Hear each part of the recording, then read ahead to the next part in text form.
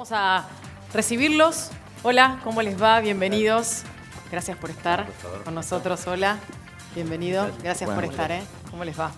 Bueno, vamos a recibir a nuestros invitados de hoy para hablar un poquito de economía, para hablar un poco de fondo y para hablar de todo lo que viene siendo tema de esta jornada y lo que va a pasar mañana también. El tema de las LEVAX es muy interesante.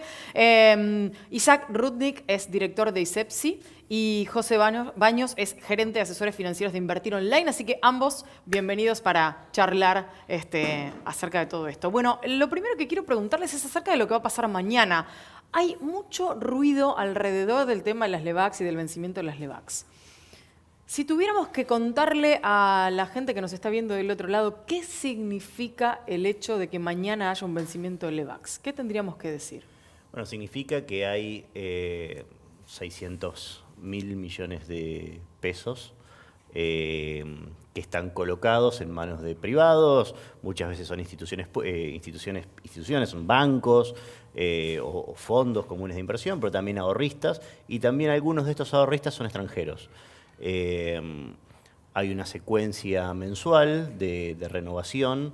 Esto significa que hay que volver a seducir a todo este capital para que vuelva a ser colocado en LEVAX. Antes de preguntarle a Isaac sobre estas cuestiones, hay un detalle que me parece que no es menor y que en algunos pocos lugares, también vale la pena decirlo, se mencionaba y tiene que ver con que la mayor parte de los tenedores de esas LEVAX pertenecen al Estado de una u otra manera, o son bancos nacionales, provinciales y demás, o es el ANSES. Digo, sí. Esto también conforma un estado de situación que no es la gravedad de que los 670.000 millones se vayan mañana. No, aparte, las LEVAX tienen mercado secundario, vos las podés vender en cualquier momento.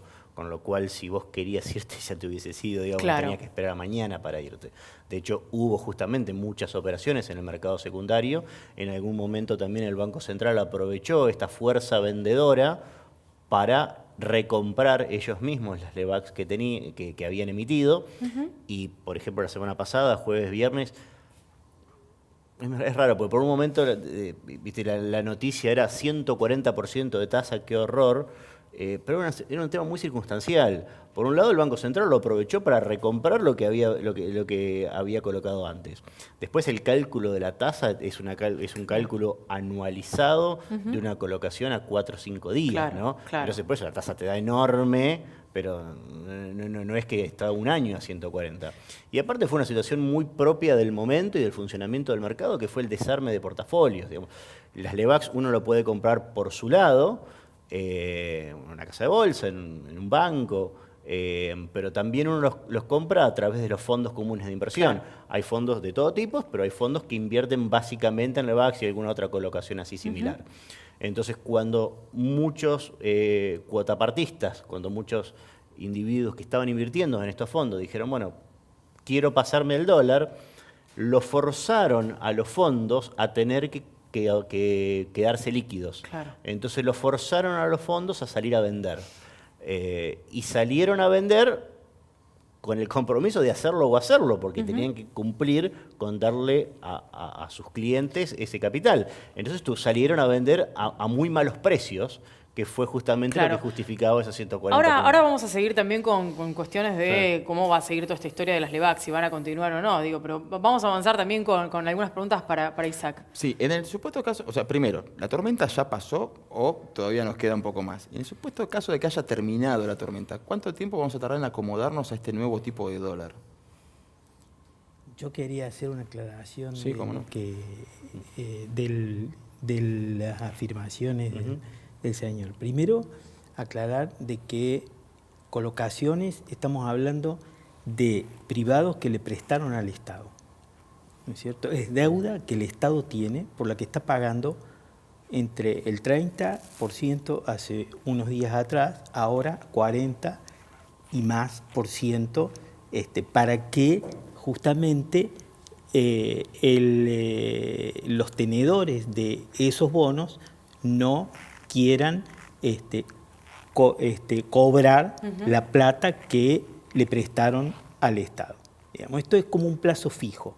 Digamos, 30, 35 días es una deuda del Estado, además, a muy corto plazo, 30, 35, 60 días, por la que el Estado está pagando intereses altísimos. Tengamos en cuenta, para tener una idea de que la tasa internacional que paga el bono del Tesoro de los Estados Unidos, ahora que los aumentó, están alrededor del 2%.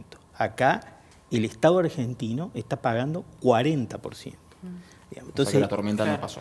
O sea que esta es una situación que hay que tener en cuenta, porque cuando hablamos de colocaciones, digamos así, son términos financieros, de la jerga financiera, que por ahí el público no entiende exactamente qué quiere decir colocaciones. La segunda cuestión, nosotros somos parte de un instituto que hacemos un seguimiento de los precios fundamentalmente. El cálculo que tenemos hecho de los precios de la canasta básica total, o sea, la canasta básica que consumen la familia, el aumento inflacionario que hubo desde diciembre del 2015 hasta abril, hasta fines de abril, es en promedio 95%, que aumentaron los precios, 95% los productos de la canasta básica. Sí. Esto, bueno, hay productos que aumentaron más y otros menos, hay productos que aumentaron el 150%, por ejemplo las naranjas, las mandarinas. Claro. Bueno, pero en ese caso hay que evaluarlo porque son productos estacionales, con lo cual uno tiene que ir teniendo en cuenta... Pero estamos hablando de 2 años y medio. O sea que ahí en el medio pasaron una serie de situaciones estacionales, pero en un punto el aumento general, la tendencia general da al final de 2 años y medio un 150% de aumento. Pero otros productos de cortes muy populares, digamos, como la carnaza, cortes cárnicos muy populares, aumentaron el 100% o el pollo aumentó cerca del 90%. En 2 años y medio. En 2 años y medio. Ahora, el dólar en ese precio, en ese lapso, hasta abril del 30 de abril, hasta el 10 de mayo, o sea, hasta el viernes de la semana pasada, había aumentado el 77%. O sea que el dólar, en realidad, está atrasado, sigue atrasado respecto a la inflación. El dólar, según ese cálculo de la inflación del 95%, si equilibramos, si lo comparamos con el aumento de la inflación, debería estar en 26,50. Claro, que es más o menos lo que han hecho en cálculos algunas otras consultoras también. Quiero preguntarle a José sobre este punto, ¿no? El dólar, ¿está atrasado? ¿Es este dólar el sugerido en algún momento, como se dijo en algunos rumores de los mercados y en materia internacional y de finanzas, el sugerido por el Fondo Monetario Internacional? ¿El gobierno quiere este dólar a 25? A ver, no sé cuál fue la sugerencia del fondo, escuché rumores, etcétera, pero la verdad que no tengo certeza de nada de eso. Sí, el Banco Central, justamente hoy a la mañana, 10:01, salió al mercado a decir, acá tengo 5.000 millones de dólares que ofrezco a 25 de tipo de cambio. O sea, de algún modo con la intención de poner un techo. Que en realidad el Banco Central ya intervino varias veces, pero sin decir que quería, digamos, ¿no? O sea, había mucha presión, mucha demanda de dólares y el Banco Central salía a responder con oferta para controlarlo, pero nunca declaró cuál era el nivel que lo tenía cómodo. No dijo, me tiene cómodo 25, pero salió a decir hasta 25, a partir de 25 vendo, con lo cual uno interpreta eso.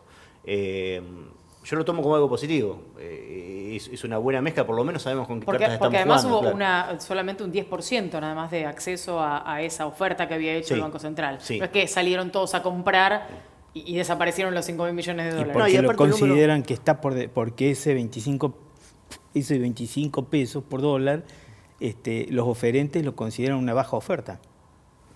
Por eso no lo toman, porque si lo consideran una oferta adecuada o una oferta por encima del precio de equilibrio, estarían tomando porque sería una oportunidad, pero no lo toman como una oportunidad. De hecho, el mercado cerró hoy por encima de esa cifra, cerró casi 25,50. Bien, les propongo algo, que veamos y compartamos juntos, a propósito de meternos un poco en la cuestión del Fondo Monetario Internacional, la palabra de Alfonso Prat-Gay, que en su momento fue ministro de Hacienda del Gobierno Nacional. Todos recordamos su salida, tuvo que ver con la salida del corralito, entre otras cosas, que fue una de las medidas que tuvo que llevar adelante, y esto decía respecto del ingreso al Fondo Monetario. Pasó algo que nos llevó a una situación de última instancia. Nadie va al Fondo Monetario Internacional alegremente a pedir un crédito. Normalmente es un prestamista de última instancia, por eso se lo llama, ¿no? para ponerlo en términos, si querés, más mundanos, es como llevarte mal con tu suegro y quedarte sin acceso y tener que pedirle plata a tu suegro, ¿no? A partir de ahí tu suegro te lo va a recordar, aunque se lo devuelvas toda la vida, ¿no? ¿Es tan así? Se lo pregunto a José. A ver, no solo al fondo, en realidad sería bueno que no tengamos que pedir plata a nadie, sería bueno que el Estado sea superavitario o por lo menos equilibrado. Hubiese preferido eso. Ante la situación, también es como un reaseguro como se está tomando, ¿no? Como también el Banco Central salió a decir, bueno, 5.000 millones, pídanme todo lo que quieran. Aparte, los 5.000 millones de dólares que ofrece el Banco Central se condice con de toda la posición, de toda la tenencia que hay de Levax, hay 5.000 millones de dólares de manos de extranjeros. Con lo cual, de algún modo, está diciendo, si quieren irse acá... Se pueden ir ahora, claro. Yo lo tengo. Pero a lo que iba con el tema del Fondo Monetario, sí, es como un reaseguro más, entre, por un lado, para febrero más o menos, el ministro Caputo había dicho, no necesitamos más endeudarnos con el exterior. Aparte, esos dólares que habían tomado están rindiendo mucho más ahora, porque en ese momento estaba 18 el tipo de cambio, ahora está en 25, con lo cual gran parte del plan fiscal para este año se está cumpliendo, pero de todos modos hay un déficit, importante. Entonces es bueno saber que uno tiene, hasta terminar de acomodar los números, puede contar con eso, porque si no, si me ahogan de acá a fin de mes, tengo que salir a correr. No va a ser ordenado. Esto permitiría un mayor orden. Les propongo otra declaración más y vamos con pregunta de Nico. Vamos a escuchar lo que Carlos Melconian, que también fue parte del Gobierno Nacional, en este caso titular del Banco Nación, dijo en las últimas horas, referido a estas cuestiones del debate entre el gradualismo, el shock, el lugar del gobierno en este momento y cómo él entiende que van encaminadas las cosas en materia económica. Los dos CEOs que están abajo del jefe de gabinete inventaron dos planillas de Excel que en el estudio nuestro las preparó un junior practicando. Consistía en que si el PBI crece 3 por año, la inflación llega a un dígito en el 2021, el tipo de cambio real es constante, el déficit baja según la meta, los impuestos cumplen la reforma tributaria, el costo del endeudamiento es declinante, entonces Antonia algún día va a ver que el déficit va a cero. Murió la planilla Excel. Esta planilla la va a hacer el fondo. Boludeaste 2 años con las buenas ondas y ahora vas a recoger inflación y nivel de actividad en la previa a la elección. Bueno, está claro lo del Melconian, Está claro que Melconian no espera volver al gobierno con este tipo de declaraciones. ¿Se lo extrañan los mercados a Pratgay o no? No, o sea, obviamente, digamos, volviendo incluso a la pregunta que vos hiciste al principio, si la tormenta pasó o no pasó.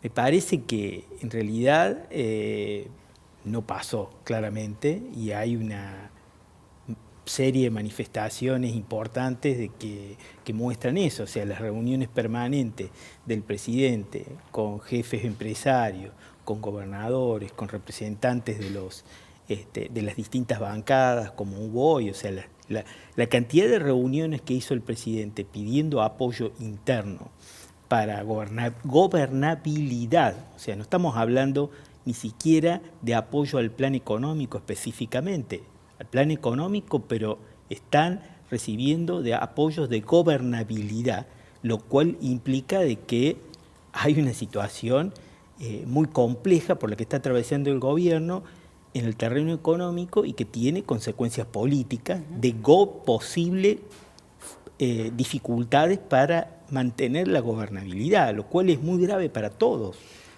los argentinos. Entonces hay una volviendo a esta pregunta original que me parece muy interesante que vos hiciste respecto a si la tormenta pasó o no pasó, nos da toda la impresión de que esto no ha pasado.